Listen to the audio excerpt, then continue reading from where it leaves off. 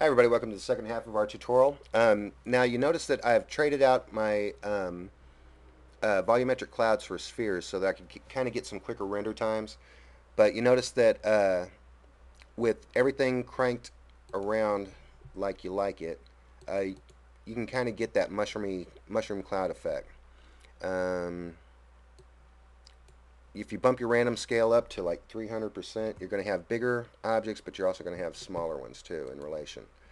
So, and it'll kind of bump them around to give you a nice uh, nice bumpy look. See how it kind of digs in a little bit. Some of these are bigger, some of them are smaller. Yeah, 200% is probably what we want. So um, let's go ahead and jump in our surface replicator. Let's go ahead and do 200. Leave that like that. Now let's add our volumetric cloud and lose our sphere. And it's going to be dramatically different.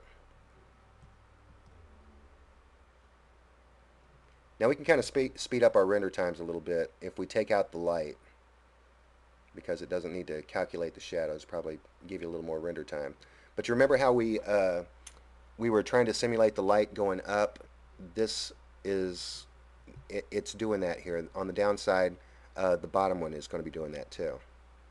You see how this says pretty much the same shape. So spheres is a good way to kind of gauge what your cloud's going to look like as you're going. And that's fairly decent. Okay, now let's pretend that we have bumped this all the way up to 5,000 and have made everything the way we want it. What we want to do now is add a multipass element and jump all the way here to the bottom and go to volume primitive, push OK, and now it'll render out a volume primitive with your render. Now, and it's going to do that by way of three different pictures. It's going to render your picture. It's going to make a copy of your picture, and it's also rendering the alpha element that is around this volume primitive. And it renders. And it's just going to take a second, a few more. And see how the name has changed? You have your copy, you have your alpha, and you have your picture proper. And we don't need any of those. Now let's pretend that we've saved it, and let's go into Photoshop. And this is one that I'd rendered before.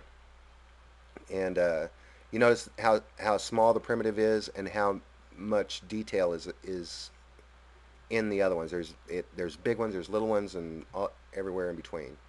Now we have this guy right here. Let's go ahead and select all, copy, paste,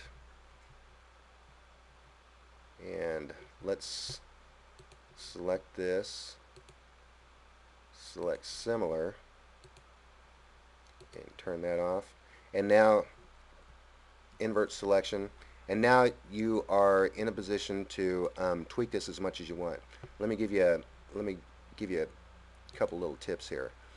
Grab your dodge tool. Since there is no light in here, let's go ahead and pretend that there is light. Highlights are here, exposure is 50%, and I'm using 104 brush size. Kapow, kapow, kapow, kapow, kapow.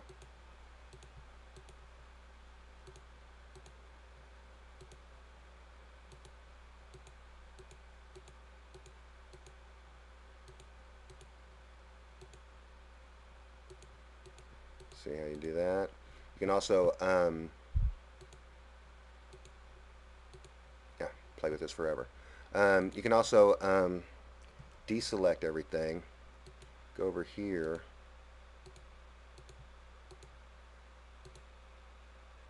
Close that. Select enter. Push option.